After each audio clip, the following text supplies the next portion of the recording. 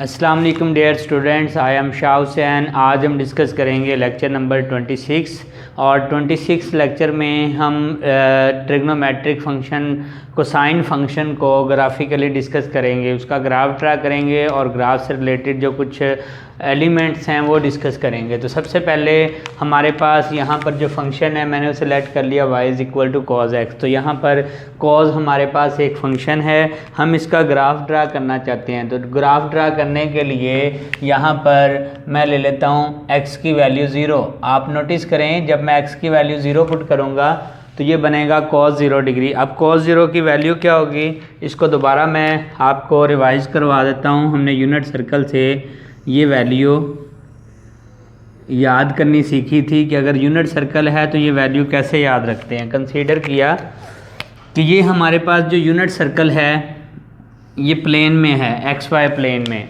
ठीक है। अब यूनिट सर्कल है तो डेफिनेटली इसका रेडियस क्या है, 1 यूनिट। ओ से इस पॉइंट तक का जो डिस्टेंस है ये होगा 1 यूनिट। तो आपको ये भी कंफर्म है कि एक्स एक्सिस पे वाई कोऑर्डिनेट क्या होता है, 0। हम पहले इसे डिस्कस कर चुके हैं। और ये नेगेटिव एक्स एक्सिस पे बनेगा -1, 0। और जब हम वाई कोऑर्डिनेट वाई एक्सिस पे जाएंगे तो इसे फ्लिप कर देंगे, यानी ये बनेगा 0, 1।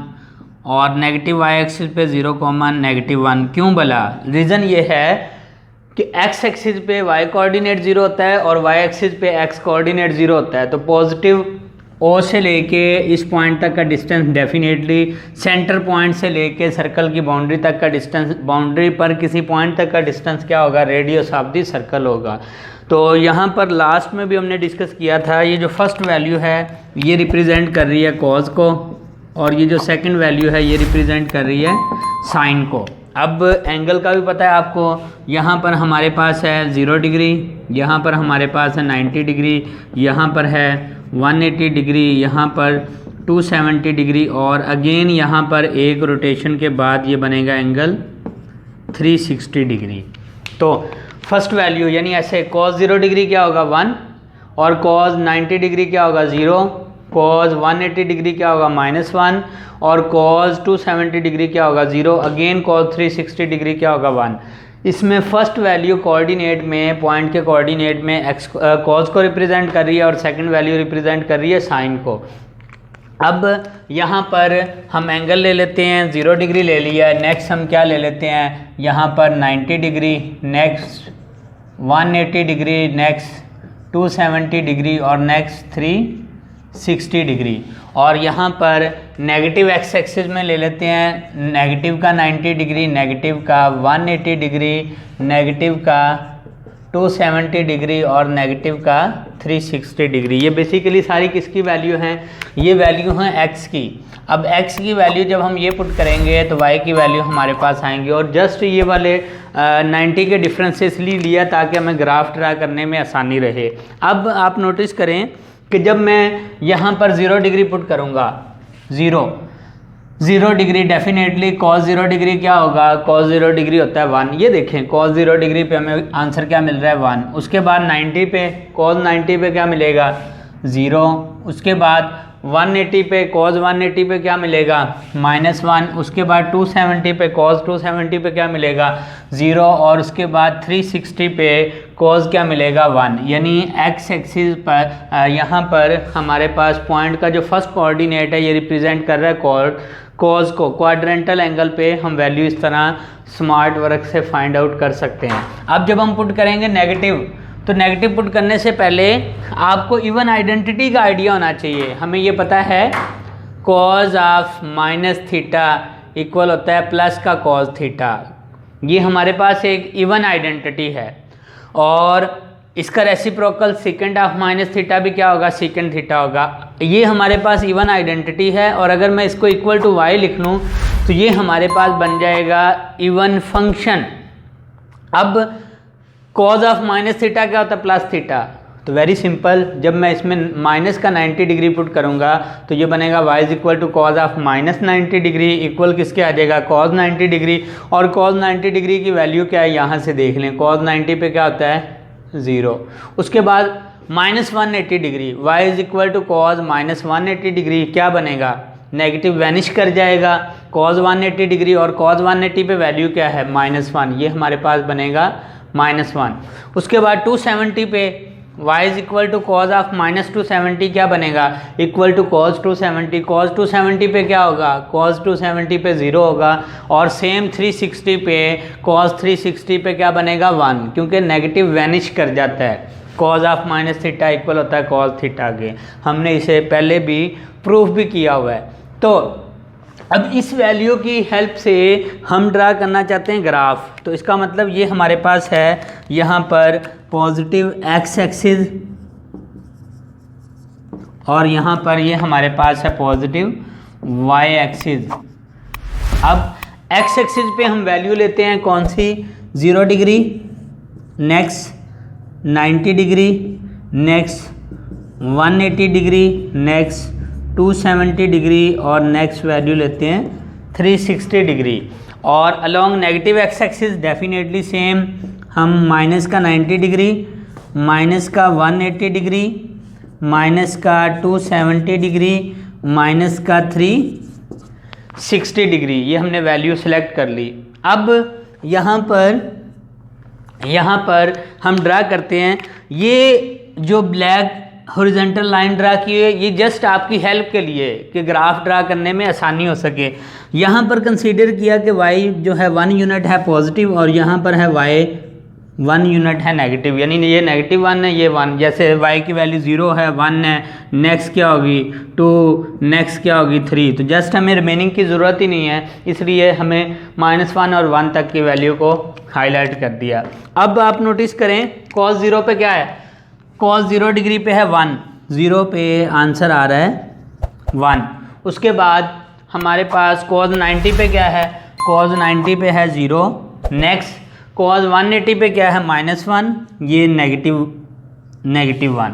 उसके बाद हमारे पास क्या है, हमारे पास वैल्यू है नेक्स्ट cos 270 पे क्या है, cos 270 पे 0, और उसके बाद हमारे पास cos 360 डिग्री पे क्या है, 360 डिग्री पे है हमारे पास 1।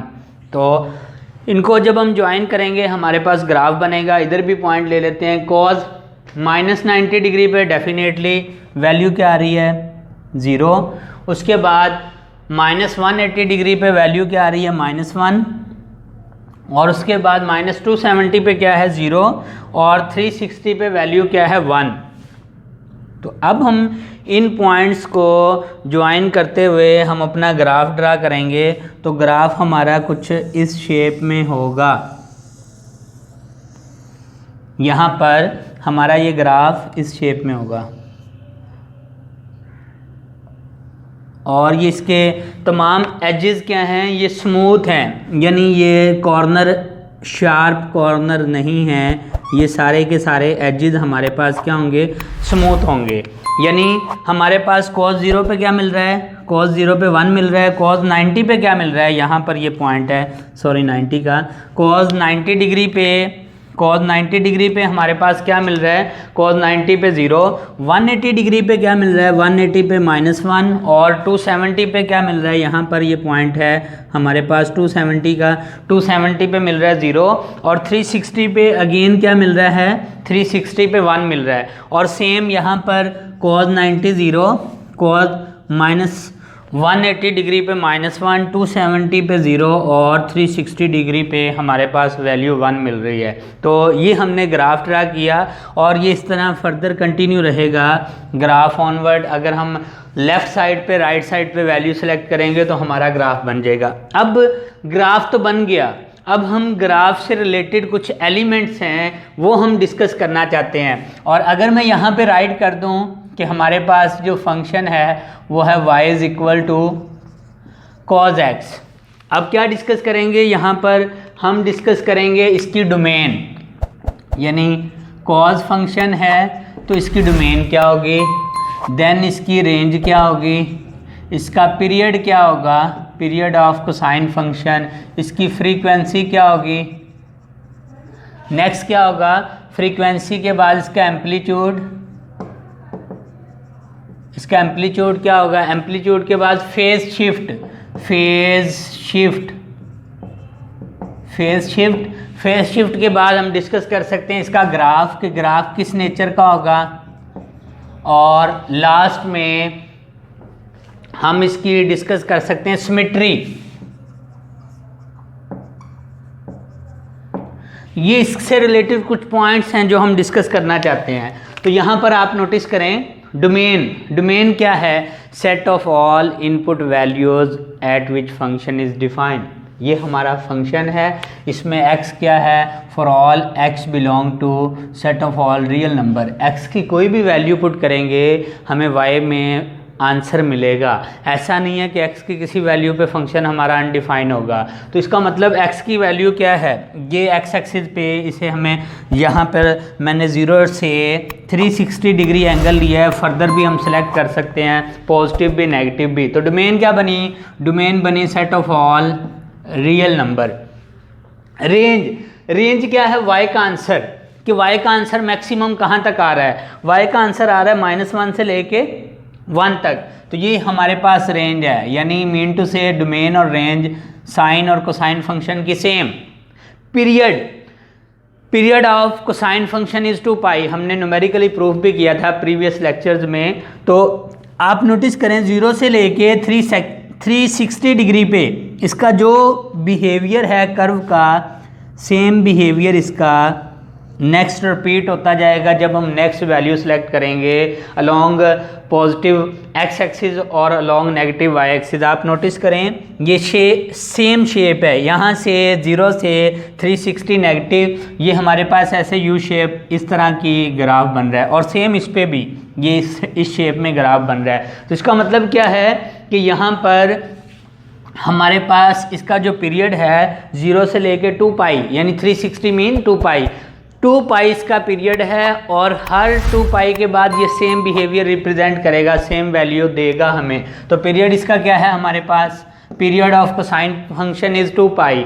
तो पीरियड का रेसिप्रोकल क्या होता है, फ्रीक्वेंसी। तो डेफिनेटली फ्रीक्वेंसी क्या बनेगी, 1/2 पाई। एम्पलीट्यूड, मैक्सिमम हाइट, एम्पलीट्यूड अगर हम देखें तो 0 पे ये मैक्सिमम हमें क्या मिल रहा है, 0 पे मैक्सिमम हमें वैल्यू इसकी मिल रही है 1।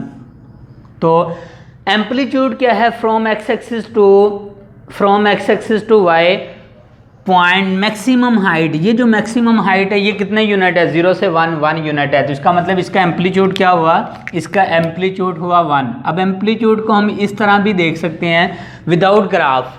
अगर आपके पास ये फंक्शन है y is equal to cos x, तो इसका कोफिशिएंट क्या है 1। कोफिशिएंट 1 होने का मतलब ये है कि इसका एम्पलीट्यूड 1 यूनिट है। और अगर ये राइट किया हुआ है y is equal to minus का cos x, तो अब इसका एम्पलीट्यूड क्या होगा, एम्पलीट्यूड जब हम लेते हैं तो याद रखिएगा बेसिकली ये लेंथ को रिप्रेजेंट करता है, और लेंथ नेगेटिव नहीं होगी तो बेसिकली ये -1 है। तो जब मैं इसका मॉड लूँगा तो 1 ही आएगा। इट मीन्स कि यहाँ पर अगर negative y is equal to negative cos x भी होता है तो एम्पलीट्यूड तब भी क्या था, एम्पलीट्यूड तब भी हमारे पास 1 ही था। इसका मतलब एम्पलीट्यूड किस पे डिपेंड कर रहा है, कोफिशिएंट पे।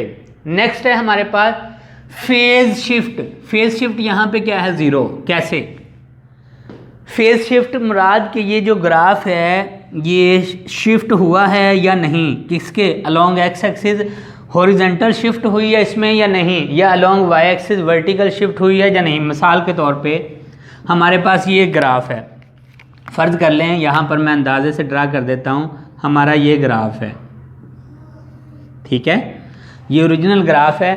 अब अगर हम इसे शिफ्ट करते हैं वर्टिकल शिफ्ट क्या है कि हमें यहाँ से इसे अपवर्ड शिफ्ट कर दिया, तो ये ग्राफ कुछ इस तरह का हमारे पास बन जाएगा। इसका मतलब किस में चेंज आएगी, एंगल में चेंज आएगी। या हम इसी में शिफ्ट कर सकते थे हॉरिजॉन्टल, यहाँ से इसको प्लग करके यहाँ पे ले आए इस तरह यहाँ पर। तो इसका मतलब है कि इसमें फेज शिफ्ट क्या है, यहाँ पे इसमें फेज शिफ्ट है 0। और हम विदाउट ग्राफ भी देख सकते हैं। आपने जस्ट ये देखना है कि एंगल क्या है, इस वक्त जस्ट एंगल है x। तो फेज शिफ्ट के लिए आपने एंगल को 0 लिखना है, और यहाँ पर वेरिएबल क्या है x किसके इक्वल है 0। तो जो x की वैल्यू मिल रही है वही हमारा फेज शिफ्ट है। फ़र्ज़ करें आपके पास ये लिखा हुआ है y इज इक्वल टू, हमारे पास y is equal to cos, angle है x -1।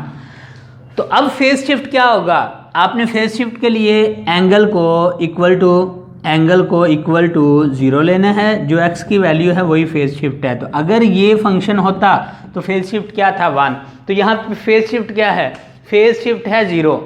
अब नेक्स्ट है ग्राफ, ये ग्राफ ड्रा हो गया, ये क्या है, कंटिन्यूस ग्राफ है विद इन दी डोमेन। अब definitely domain set of all real number है, तो यहाँ से हम जब वैल्यू सेलेक्ट करते जाएंगे ग्राफ हमारा किसी भी पॉइंट पे ब्रेक नहीं करेगा और ये स्मूथ कर्व होगी, ये शार्प कर्व नहीं होगी, ये होगी स्मूथ कर्व। तो हम ग्राफ को ये लिख सकते हैं कि ट्रिग्नोमेट्रिक फंक्शन का ग्राफ क्या होता है, स्मूथ कर्व होता है with in the limit, with in the domain of the function.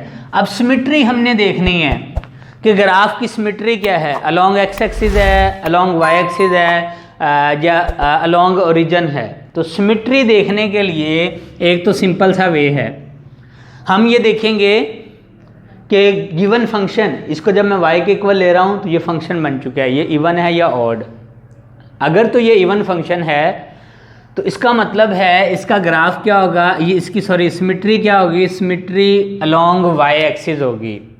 Along Y axis कैसे होगी, जब मैं x को रिप्लेस करूंगा -x में तो इसमें चेंजिंग नहीं आएगी। ये देखें हमारे पास है y is equal to cos x, मैं क्या करता हूँ रिप्लेस करता हूँ x by -x, replace x by -x, तो ये किसके इक्वल है, पॉजिटिव के, कॉज x आएगा। इसका मतलब है नो चेंज, x को जब मैंने रिप्लेस किया -x में तो फंक्शन पे कोई चेंज नहीं आई, इसका मतलब इसकी सिमेट्री है along y axis, symmetry along y axis है। और यहाँ से भी देख सकते हैं कि जो यहाँ ये ग्राफ बन रहा है सेम रिवर्स में हमें वैल्यू मिल रही है। अब नेक्स्ट है यहाँ पर जी, ये था इससे रिलेटेड। अब हम इससे जी एक और पॉइंट, यहाँ से ग्राफ हमने ड्रा कर लिया, इसका बेनिफिट लेते हैं, हम ड्रा कर सकते हैं। हमें ये पता है फर्स्ट क्वाड्रेंट में ऑल पॉजिटिव, सेकंड क्वाड्रेंट में साइन पॉजिटिव, थर्ड में कॉज पॉजिटिव और फोर्थ में टेन पॉजिटिव और फोर्थ में कॉज पॉजिटिव है। अब आप नोटिस करें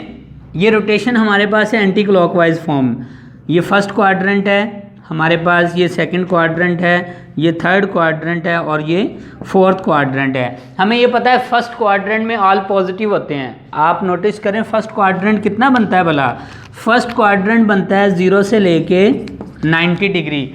तो 0 से लेके 90 डिग्री में वैल्यू पॉजिटिव आएगी। वैल्यू पॉजिटिव आने का मतलब क्या है कि y का आंसर पॉजिटिव आएगा। तो ये देखें 0 से लेके 90 के दरमियान ये जो वैल्यू है हमारी, ये क्या है, पॉजिटिव है। यहाँ पर a क्या है, पॉजिटिव है। ये आपको समझाने के लिए हाईलाइट कर देता हूँ।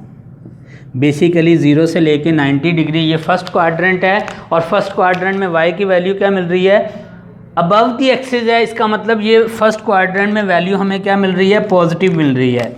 अब हम ऐसे नेक्स्ट को देख सकते हैं, आप नोटिस करें सेकंड क्वाड्रेंट 90 डिग्री से 180 डिग्री। तो अगर मैं 90 डिग्री से 180 डिग्री पे जाऊंगा तो सेकंड में कॉज क्या होता है, सेकंड में कॉज होता है नेगेटिव। तो आप नोटिस करें जब मैं 90 से लेके यहाँ पे 180 पे जाऊंगा तो वैल्यू हमें कौन सी मिल रही है, ये वैल्यू कौन सी है, नेगेटिव। कैसे पता ये चला नेगेटिव है, क्योंकि ये y की value below the x axis है। तो यहाँ पर सेकंड में क्या बिहेवियर शो हो रहा है, नेगेटिव। यहाँ पर फर्स्ट में ऑल पॉजिटिव और ये सेकंड क्वाड्रेंट है हमारे पास, सेकंड में क्या होता है, साइन पॉजिटिव होता है। तो अगर मैं कॉज की बात करूँ तो कॉज यहाँ पर क्या है, डेफिनेटली नेगेटिव है। जब हम थर्ड क्वाड्रेंट में जाएंगे तो थर्ड क्वाड्रेंट क्या होगा, 180 से 270। तो थर्ड में भी कॉज क्या होता है, नेगेटिव। तो डेफिनेटली ये अगेन क्या बन जाएगा, यहाँ पर ये वैल्यू क्या बन रही है, नेगेटिव। इसका मतलब है यहाँ पर